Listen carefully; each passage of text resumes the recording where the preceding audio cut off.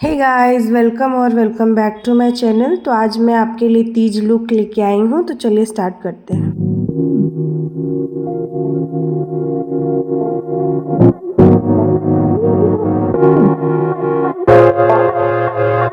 First मैं यहाँ पे आईब्रो जेल लेके अपने आईब्रोज़ को फिल कर लूँगी। तो मैंने यहाँ पे ब्राउन शेड का आईब्रो जेल लिया है और उससे अपने आईब्रोज़ को अच्छे से शेप दे दूँगी। तो जहाँ जहाँ मुझे लग रहा है कि मेरी ग्रोथ कम है, उस हिसाब से मैं उसको शेप दे रही हूँ। हमें ज़्यादा प्रोडक्ट भी नहीं लेना है, हमें हल्का हल्का प्रोडक्ट लेके बिल्ड करना है अपने आईब्रोज़ को।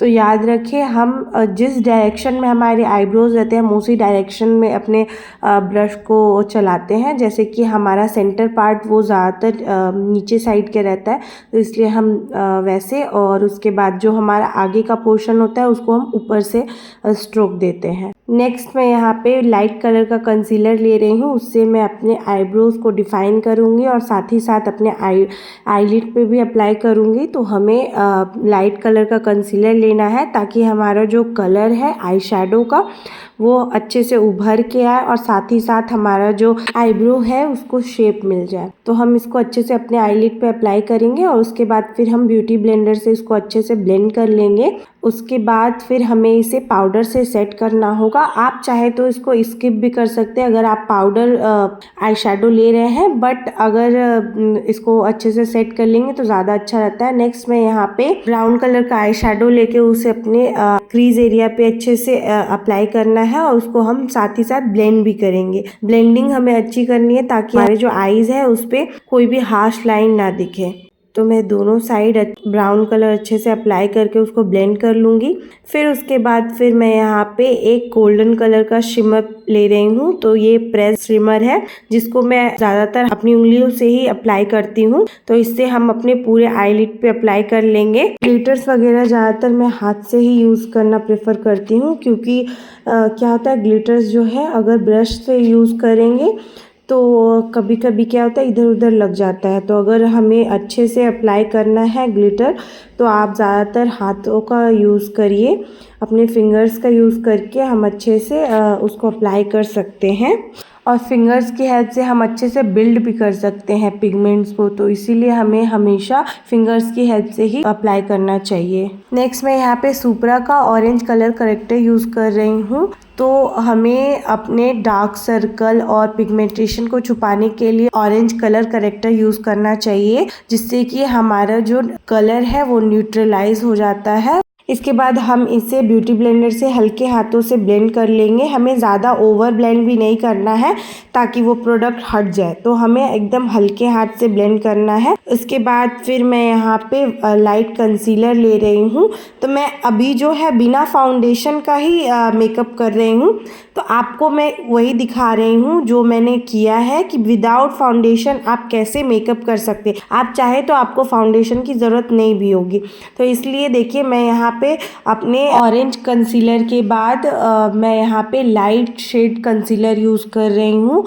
तो लाइट शेड मैंने सिर्फ और सिर्फ उभरे हुए अपने फेस के ऊपर अप्लाई किया है और उसके बाद फिर मैं यहाँ पे डार्क कलर का कंसीलर ले रही हूँ, जिससे कि मैं अपने फेस को एक शेप दूंगी। तो हमें शेप देने के लिए डार्क कंसीलर यूज़ करना होता है और फेस को हमें अपलिफ्ट करने के लिए हमें लाइट कंसीलर यूज़ करना होता है। उसके बाद मैं यहाँ पे एक ब्लश ले रही हूँ पीच कलर का और उसको मैं अपने चीक बोन पे अप्लाई कर रही हूँ। उसके बाद फिर हम सबको अच्छे से ब्लेंड कर लेंगे। तो याद रखें, हमें सभी चीज़ों को अलग अलग ब्लेंड करना है। ये ना हो कि हम सब एक साथ मिक्स कर दे सबको, तो वो फिर अजीब लगेगा। तो हमें हर एक पर्टिकुलर शेड के लिए अलग अलग ब्लेंडर या ब्रश की ज़रूरत होती है। आप चाहे तो एक ही ब्यूटी ब्लेंडर से पूरा अप्लाई कर सकते हैं, बट हम हमेशा अप्लाई करते हैं तो ब्यूटी ब्लेंडर का हर एक हिस्सा यूज़ करके उसको अप्लाई करते हैं।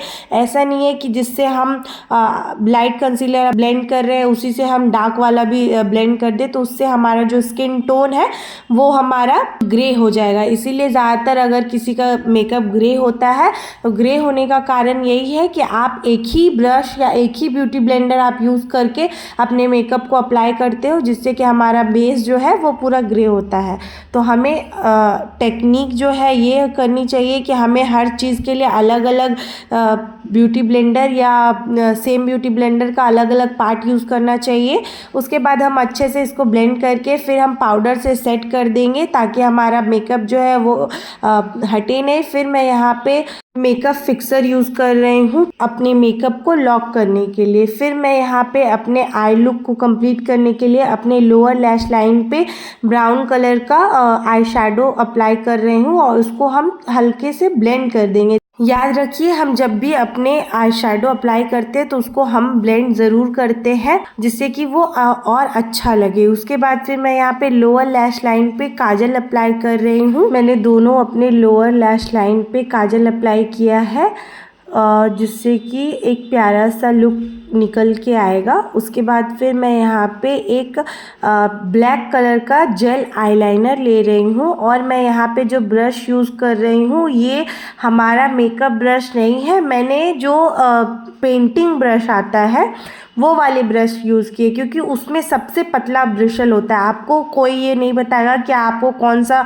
आईलाइनर के लिए ब्रश यूज़ करना चाहिए, बट ज़्यादातर मेकअप आर्टिस्ट जो है मेकअप ब्रश यूज़ नहीं करते आईलाइनर अप्लाई करने के लिए। वो ज़्यादातर जो है पेंट वाला ब्रश यूज़ करते हैं जिससे कि वो जो हमारा जो पतला ब्रिसल होता है, क्योंकि मेकअप ब्रश में भी एकदम पतला साइज़ में नहीं आता। आपको अगर सबसे एकदम पतला आईलाइनर लगाना है तो आपको मेकअप ब्रश नहीं यूज़ करना है, आपको पेंट ब्रश यूज़ करना है। उससे जो हमारा ये ब्रिशल है वो उसमें बहुत पतला रहता है तो उससे हमारे आईलाइनर लगाने में बहुत आसानी होती है।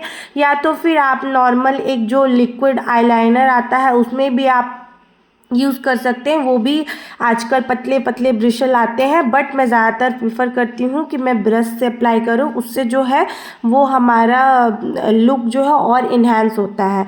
तो आप इस तरह के ब्रश यूज़ कर सकते हैं अगर आपको मतलब आई मेकअप करना अच्छा लगता हो।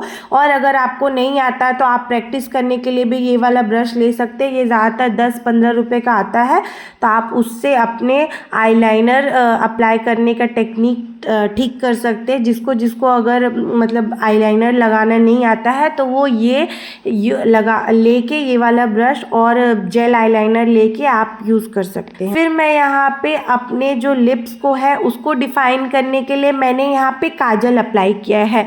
तो मेरे पास डार्क कलर का ब्लैक कलर का काजल था, उसी से मैंने अपने लिप्स को अच्छे से लाइन कर लिया है और हम थोड़ा थोड़ा हल्का हल्का साइड में स्मच कर देंगे उस लुक को लाने के लिए। फिर मैं यहाँ पे एक रेड कलर का लिपस्टिक ले रही हूँ और इसको मैं हल्का अप्लाई कर रही हूँ, ज़्यादा अप्लाई नहीं करूँगी। और इसको मैं अच्छे से ब्लैक कलर के लाइनर से अच्छे से मिक्स कर दूंगी। और उसके बाद फिर मैं यहाँ पे डार्क रेड कलर का लिपस्टिक लेके पूरे लिप्स पे अच्छे से सब कलर को एक साथ मर्ज कर दूंगी जिससे कि हमारा जो कलर है वो खिल के आएगा। तो ये देखिए ये रहा मेरा फुल लुक, ये कितना अच्छा लग रहा है। उसके बाद फिर मैं यहाँ पे एक हाइलाइटर अप्लाई कर रही हूँ। मैंने यहाँ पे मस्कारा भी यूज़ किया था बट वो मेरी वीडियो क्लिप में आई नहीं। और उसके बाद फिर मैंने यहाँ पे अपने हेयर स्टाइल बनाना स्टार्ट किया है। तो मैंने बीच का मिडल सेक्शन लेके उसको 2 पार्ट में करके फिर उसके बाद एक साइड से 2 पार्टिंग लेके उसके बाद फिर मैं धीरे धीरे सेक्शन लेके उसको अच्छे से क्लिप कर रही हूँ जिससे कि हमारा मैं यहाँ पे तीज लुक कर रही हूँ। तो तीज में हमारा क्या होता है चुनरी वगैरह लेना पड़ता है, तो मैं उसी हिसाब से अपना जो हेयर स्टाइल है वो कर रही हूँ क्योंकि पीछे का हेयर स्टाइल दिखता नहीं है, चुनरी से ढक जाता है। तो ज़्यादातर हमारे जो लुक होते हैं वो हेयर स्टाइल के वो आगे के ही दिखते हैं, तो इसीलिए मैंने आगे ये स्टाइल करने का सोचा था। तो ये देखिए ये रहा मेरा एक साइड का स्टाइल। उसके बाद फिर मैं उसी तरह से सेम दूसरे साइड भी अप्लाई कर लूँगी। तो हमें बस कुछ नहीं करना है, 2 सेक्शन लेके उसको हम ट्विस्ट करके बस क्लिप करते जाएंगे। तो देखिए ये इसी तरह से हमें पूरा अपने फ्रंट सेक्शन को अच्छे से ट्विस्ट करके पिन कर लेना है। मैंने यहाँ पे जो है कंघी का यूज़ नहीं किया है, क्योंकि मैं यहाँ पे एक मेसी लुक ही क्रिएट करना चाहती थी, तो इसलिए मैंने अपने फिंगर्स की हेल्प से ही सेक्शन लिया और उसको मैं ट्विस्ट कर करके उससे मैं इस लुक को क्रिएट कर रही हूँ। तो अगर आपको भी इस तरह की लुक करनी है तो आप भी इस तरह की हेयर स्टाइल बना सकते हैं, और आप मुझे कमेंट सेक्शन में ज़रूर बताइए कि आपको ये लुक और ये हेयर स्टाइल कैसा लगा। और भी इसी तरह की वीडियोस आपको अगर देखनी है तो आप मेरे चैनल को सब्सक्राइब कर सकते हैं। उसके बाद फिर मैंने यहाँ पे एक गजरा लिया था, गजरे को मैंने खोल के उसको मैं पीछे से बस ऐसे पिन कर रही हूँ। तो मुझे जो है ओपन हेयर ही रखना था। अगर आपको ऐसे ओपन हेयर स्टाइल चाहिए तो आप ऐसे गजरा भी लगा सकते हैं, वो देखने में बहुत अच्छा लगता है। तो ये देखिए ये रहा मेरा लहंगा। तो ये एक लहंगा है, उसके ऊपर मैंने ऐसा हेयर स्टाइल किया है। उसके बाद फिर ये मैंने ज्वेलरी ऑर्डर की थी अमेज़ॉन से। अगर आपको भी इस तरह की ज्वेलरीज चाहिए होगी, आपको इस ज्वेलरी का लिंक चाहिए होगा, तो आप मुझे कमेंट सेक्शन में बता सकते हैं, मैं आपको लिंक डायरेक्ट सेंड कर दूँगी। तो मैंने ये ड्रेस के अकॉर्डिंग ही ज्वेलरी पहनी है। तो इसमें जैसे मेरे ड्रेस में हल्का पिंक शेड था और गोल्डन और वाइट शेड, तो इसी तरह से मैंने ज्वेलरी भी ऑर्डर की है। ये देख सकते हैं इसका ईयरिंग है, जो कि देखने में बहुत सुंदर लग रहा था। आपको भी अगर इसी तरह की ज्वेलरीज और भी मेरे जो लुक्स मैं क्रिएट करती हूँ उसमें से कोई ज्वेलरी अगर आपको पसंद आती हो तो आप मुझे डायरेक्ट मैसेज कर सकते हैं, मैं आपको लिंक सेंड कर दूँगी। उसके बाद फिर इसके साथ एक टीका भी आया था, तो मैंने वो भी अप्लाई किया। उसके बाद फिर मैं यहाँ पे चूड़ी पहन रही हूँ। हमारे तीज में जो है पूरा 16 श्रृंगार किया जाता है। लेडीज़ ज़्यादातर मतलब पूरे श्रृंगार करके ही पूजा में बैठती है, तो इसीलिए हम इसी तरह से पूरा श्रृंगार करके फिर उसके बाद हम भगवान की पूजा करते हैं। तो इसमें शिव भगवान की पूजा होती है, तो उससे पहले हम अपने आप को तैयार करते हैं शिव जी को मनाने से पहले। तो उसके बाद फिर ये रहा मेरा फुल लुक, जो कि बिंदी लगाने के बाद ही आती है। तो अगर आपको ये वीडियोस अच्छी लगी हो तो आप प्लीज़ मुझे कमेंट सेक्शन में ज़रूर बताइए कि आपको ये मेकअप कैसा लगा, और अगर अच्छा लगा हो तो आप अपने दोस्तों के साथ शेयर ज़रूर करिए। Till then bye bye, love you, नमस्ते।